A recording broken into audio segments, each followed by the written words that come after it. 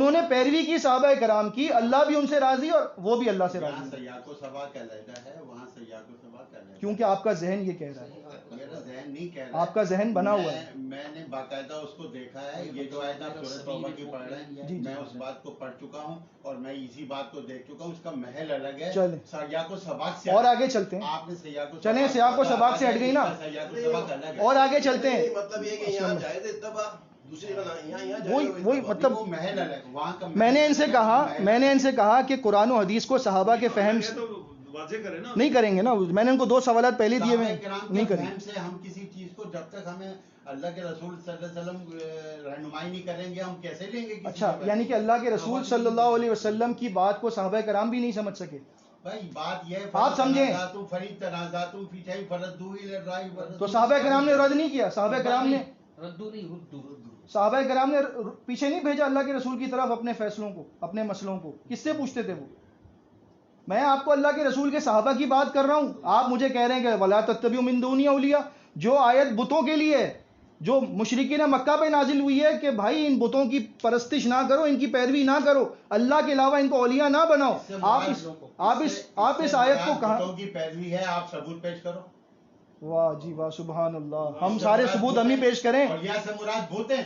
جی قرآن میں اللہ رب العزت سورہ نجم پڑھیے، آپ سورہ نجم پڑھیے، اللہ رب العزت نے وہاں پر 3 بتوں کے نام لے کر کہا ہے کہ انہوں نے اللہ کے علاوہ ان کو اولیاء بنا کر رکھا ہوا ہے۔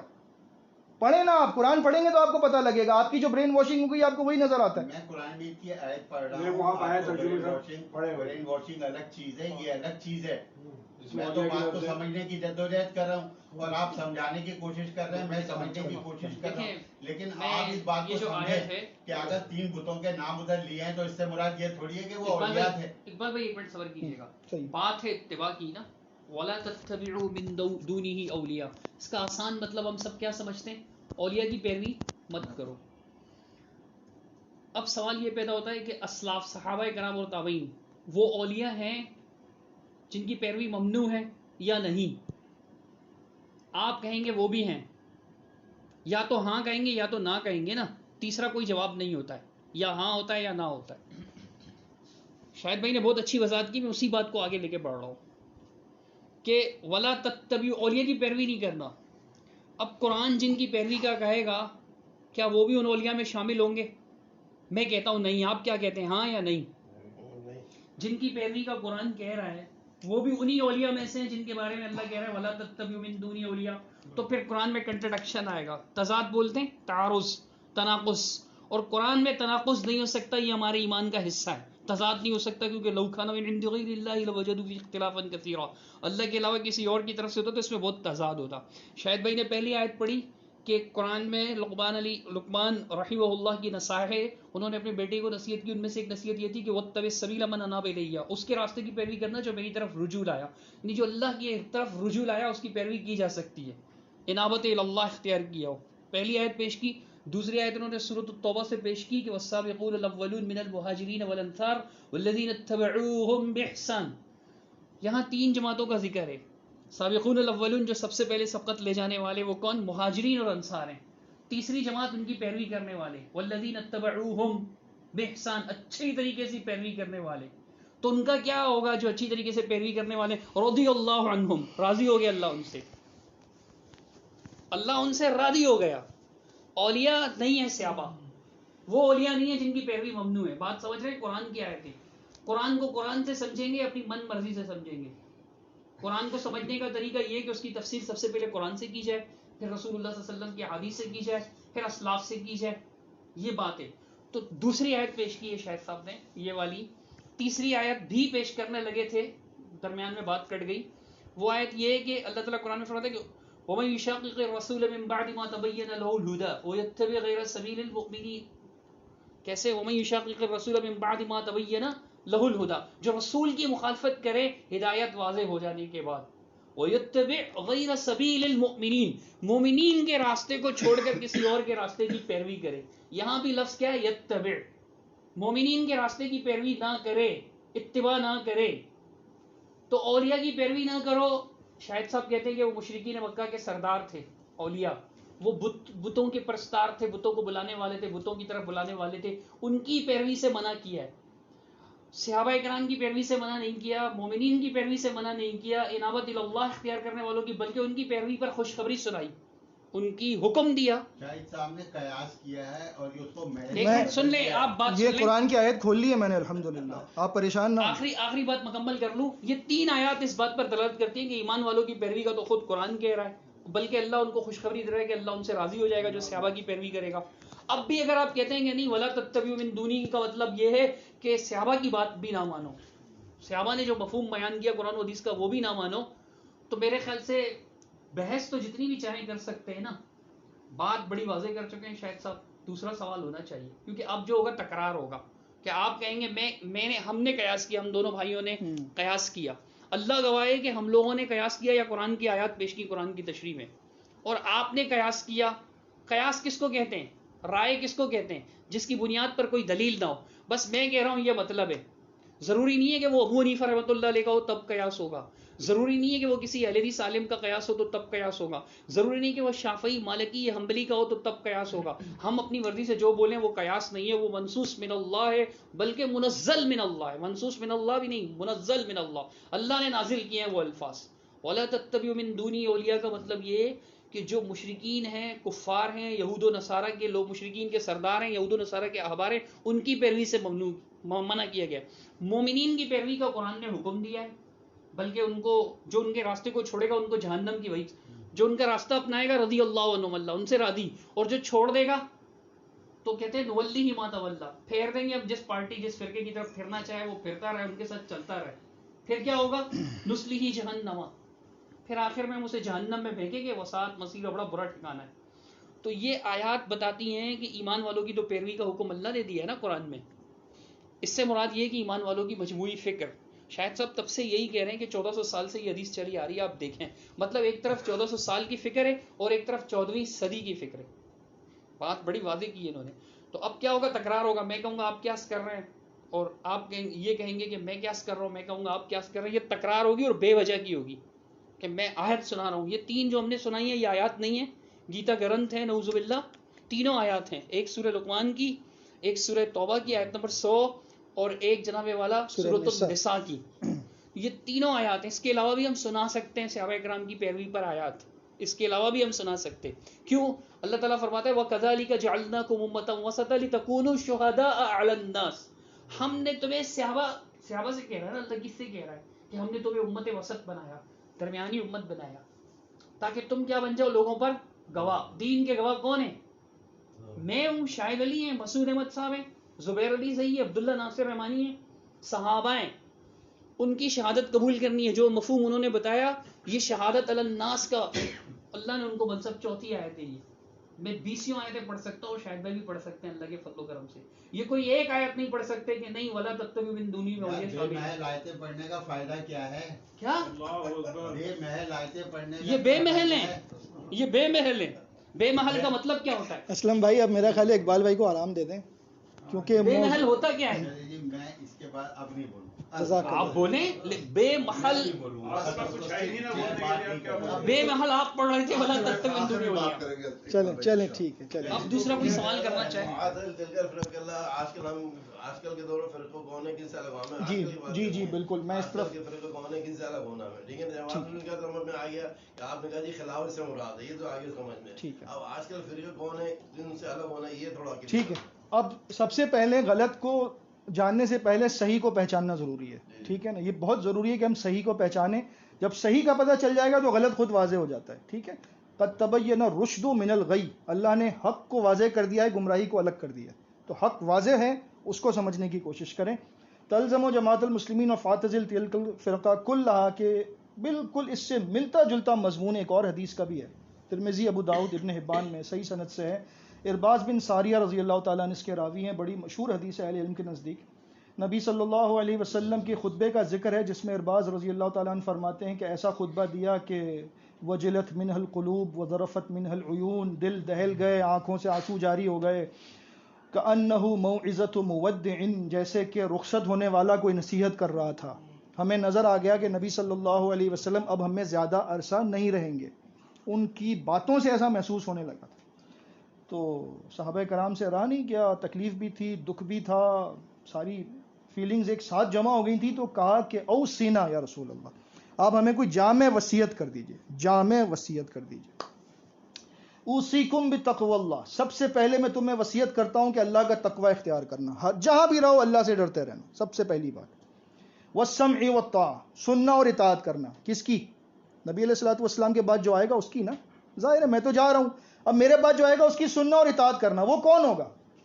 صدیق اکبر، خلیفہ اول بلا فصل، اس کی اطاعت کی اور اس کی بات سننے کی تلقین فرما رہے ہیں کہ میرے بعد آپس میں لڑنا نہیں، الجھنا نہیں، جو بنے گا خلیفہ اس کی بات مان لینا۔ اس کے بعد فرمایا فَمَن يَعِشْ مِنْكُمْ بَعْدِي فَسَيَرَىٰ اخْتِلَافًا كَثِيرًا، میرے بعد دنیا سے میرے جانے کے بعد جو تم میں سے رہ جائے گا وہ ان قریب، سیرا سین استعمال ہوتا ہے ان قریب کے لیے، ان قریب بہت بڑا اختلاف دیکھے گا۔ اس اختلاف کی طرف میں آپ کی توجہ پہلے لا چکا ہوں، کہاں؟ عثمان رضی اللہ تعالیٰ عنہ کے دور میں جو شروع ہو چکا تھا۔ میرے بعد کثیر اختلاف تم دیکھو گے، جو زندہ رہے گا میرے بعد وہ سب دیکھیں گے اس بات کو۔ فَعَلَيْكُمْ بِسُنَّتِي، اس اختلاف میں تمہیں کیا کرنا ہے؟ میری سنت کو مضبوطی سے تھام لینا۔ وَسُنَّتِ الْخُلَفَاءِ الرَّاشِدِينَ الْمَهْدِيِّينَ، اور خلفائے راشدین مہدیین کی سنت کو مضبوطی سے تھام لینا۔ وہاں کیا فرمایا؟ تلزموا جماعت المسلمین و امامہم، کس دور میں؟ فتنوں کے دور میں۔ یہاں کیا فرمایا؟ اختلاف کے دور میں میری سنت کو اور صحابہ کرام میں سے کون؟ خلفائے الراشدین المہدیین، یہ چار ہیں۔ خلافت راشدہ 30 سالوں میں تھی، علی رضی اللہ تعالیٰ عنہ کے جانے کے بعد خلافت راشدہ اینڈ ہو گئی۔ ان چاروں خلفائے راشدین کی سنت کو مضبوطی سے تھام لینا۔ اب پھر ہم تھوڑا سا وَلَا تَتَّبِعُوا مِن دُونِي اولیاء پر غور کریں کہ اللہ کے رسول صلی اللہ علیہ وسلم پر آیت نازل ہو رہی ہے کہ وحی کی پیروی کرنا، اس کے علاوہ کسی کی پیروی نہ کرنا، اور اللہ کے رسول صلی اللہ علیہ وسلم جن پر آیت نازل ہوئی ہے وہ فرما رہے ہیں وَسُنَّتِ الْخُلَفَاءِ الرَّاشِدِينَ الْمَهْدِيِّينَ، ایک نہیں، دو نہیں، تین نہیں، 4 خلفاء آئیں گے، ان کی سنت کو مضبوطی سے تھام لیں۔ پھر آپ نے کہا میں بولوں گا نہیں، بت ہیں، اس کا آپ ثبوت دیں، بات میں نے آیت نکال لی ہے، مجھے لوگوں نے کہا موضوع، اب دوبارہ چلے جائیں موضوع پر، ابھی چلنے دیں، بار بار اس چیز کو نہ لائیں۔ خلفائے راشدین کی پیروی کرنا کتنی مضبوطی سے کرنا؟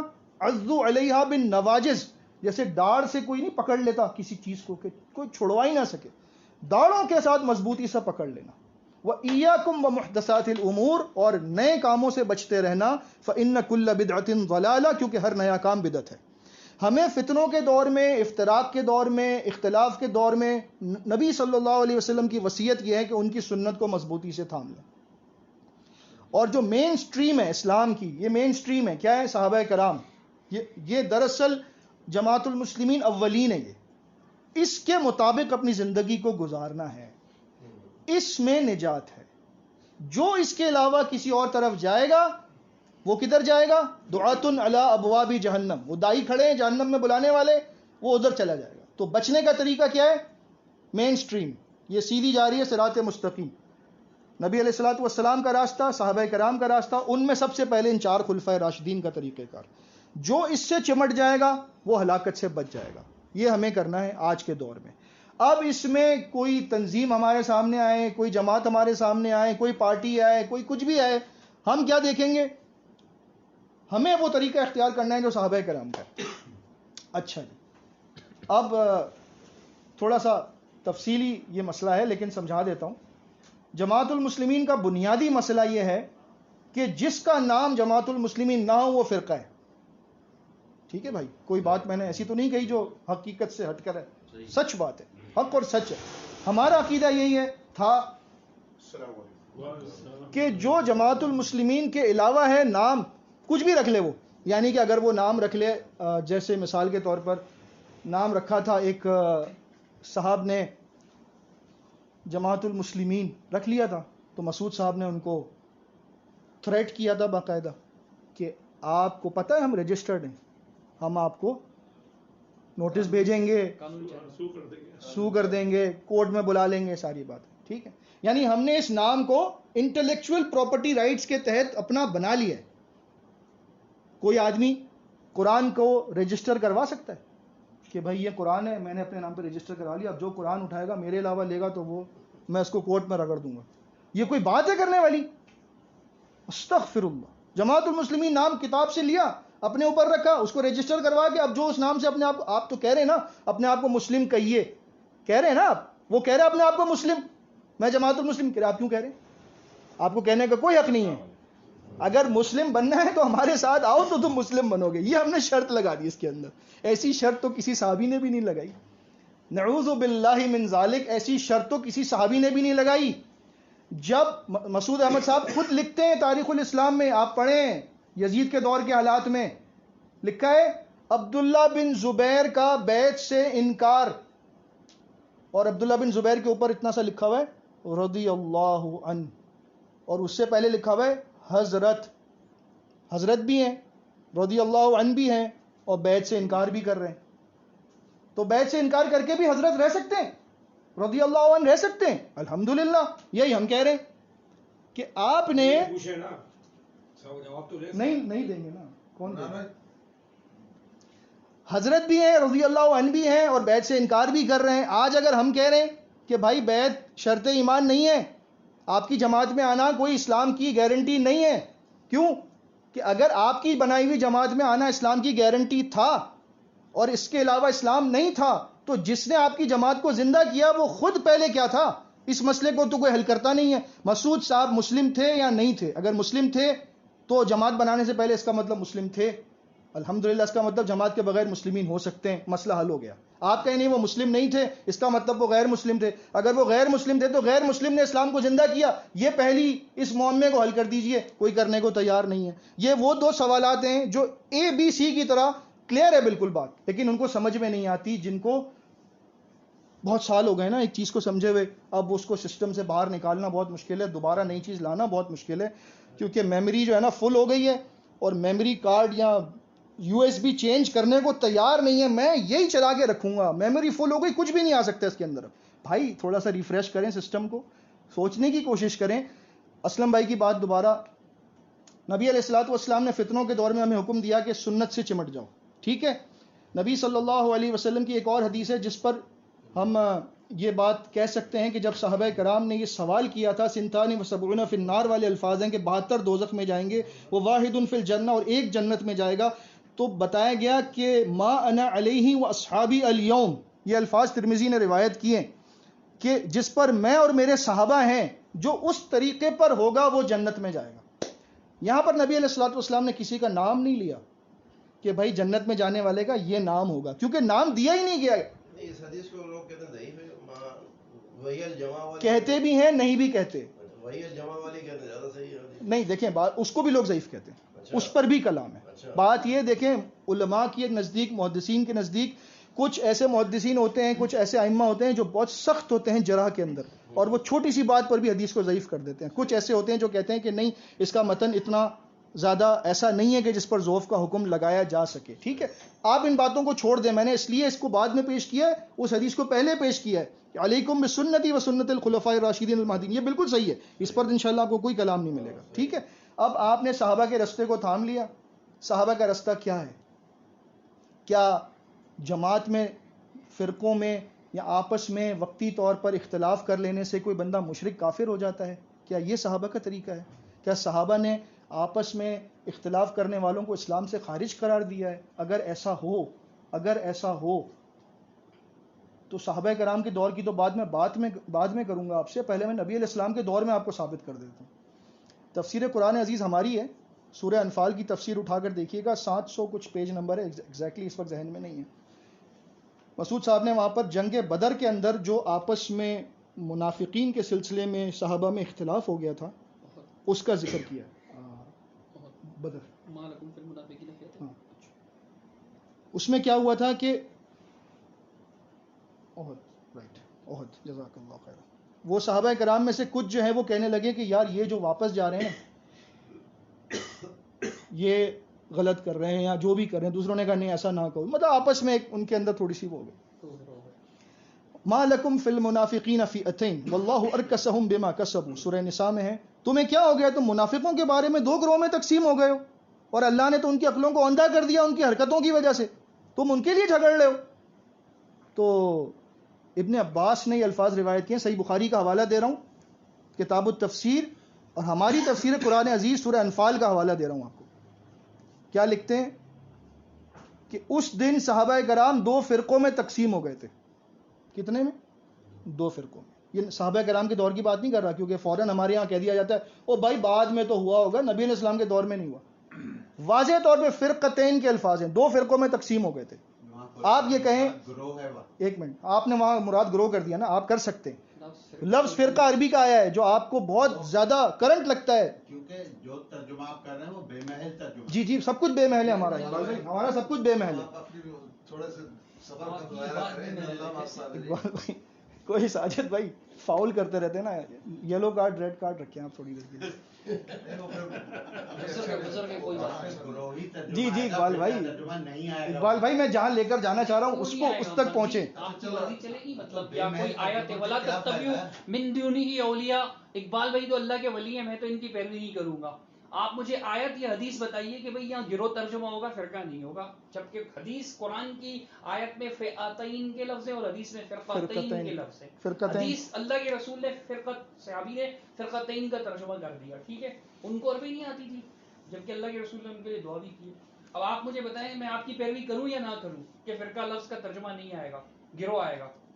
آپ کی پیروی کروں گا تو ولا تتبعوا من دونی اولیاء قلیلا ما تذکرون، یہ بے محل نہیں ہے چونکہ یہ آپ نے پڑھی ہے. یہ کہہ رہے ہیں صحابہ کرام بھی بے محل کر گئے بات، یہ اس محل پہ میں اسی وجہ سے کہہ رہا بات تو محل پر ہے نا، تو میں ان کی پیروی تو نہیں کروں گا نا. ولا تتبعوا من دونی اولیاء، میں اقبال بھائی کی پیروی نہیں کروں گا. بھائی فرقہ ترجمہ کیوں نہیں ہوگا جبکہ حدیث میں فرقہ تعین ہے بخاری میں، اور پھر تفسیر قرآن عظیم بھی جی شاید بھی جی. تو ابن عباس کہہ رہے ہیں کہ صحابہ کرام 2 فرقوں میں تقسیم ہو گئے تھے اس بات پر، ٹھیک ہے. اللہ رب العزت بھی اس پر ناراض ہے کہ تمہیں کیا ہو گیا، تم 2 جماعتوں میں تقسیم ہو گئے ہو اس بات کے اوپر. اور ہمارا اصول کیا ہے کہ فرقہ بندی کفر ہے، شرک ہے، عذاب ہے، لعنت ہے. کہیں گے بھائی وہ وقتی تھا، کیا کہیں گے؟ کیونکہ ہم نے خود یہ جوابات دیے نا، ہمیں پتہ ہے جواب کیا ہو سکتا ہے. اسی لیے تو سب سے بڑا مسئلہ ہو گیا کہ جو جواب دینے والے تھے وہ خود سوال کر رہے ہیں، تو اب جواب کون دے گا؟ یہ جواب ہم نے خود دیے ہیں لوگوں کو، بھائی وہ وقتی طور پہ تھا. تو آج میں اپنے آپ سے سوال کر رہا ہوں، شاہد علی، کیا وقتی طور پہ کفر کی اجازت ہے؟ کیا وقتی طور پہ شرک کی اجازت ہے؟ کیا وقتی طور پہ اللہ کا عذاب بھگت سکتے ہو؟ کیا وقتی طور پہ اللہ کی لعنت میں گرفتار ہو سکتے ہو؟ تو جواب ملتا ہے نہیں نہیں، حاشا وکلا، اللہ بچائے ہمیں. تو ہم نہیں برداشت کر سکتے وقتی اختلاف، یعنی فرقہ بندی، شرک، کفر، عذاب، لعنت. تو صحابہ نے کیسے برداشت کر لیا؟ آ رہے ہیں نا، ادھر آ رہے ہیں، ادھر بھی آ رہے ہیں. میں آپ کو بتانا یہ چاہ رہا ہوں کہ بنیادی عقیدہ جماعت کا یہ ہے کہ جو جماعت المسلمین سے الگ ہوا، چاہے اس کا طریقہ کار صحابہ والا بھی ہو، چاہے وہ قرآن کی آیتیں اس کو یاد ہوں، چاہے وہ حدیث کا حافظ ہو، وہ تہجد گزار ہو، مجاہدین کے صف میں آگے لڑتا ہو، صدقہ خیرات میں اس سے کوئی آگے نہ ہو، وہ اللہ سے ڈرتا ہو، خوش اخلاق ہو، سب کچھ ہو، لیکن بھائی ہماری جماعت میں نہیں ہے، ہماری بیعت میں نہیں ہے، تو مسلم ہے ہی نہیں. یہ جو کرائیٹیریا ہے میں اس کے اوپر آپ کو لانا چاہ رہا ہوں کہ میرے بھائیوں، صحابہ کرام کی سوچ اور فکر یہ نہیں تھی. یہ نبی علیہ السلام کے دور کے اندر وقتی طور پہ 2 فرقے بن گئے، لیکن نہ کفر کا فتویٰ لگ سکتا ہے، نہ شرک کا، نہ عذاب کا، نہ لعنت کا. اس کا مطلب ہمارا اصول تو غلط ہو سکتا ہے، صحابہ غلط نہیں ہو سکتے. اپنے اصول پر نظر ثانی کریں.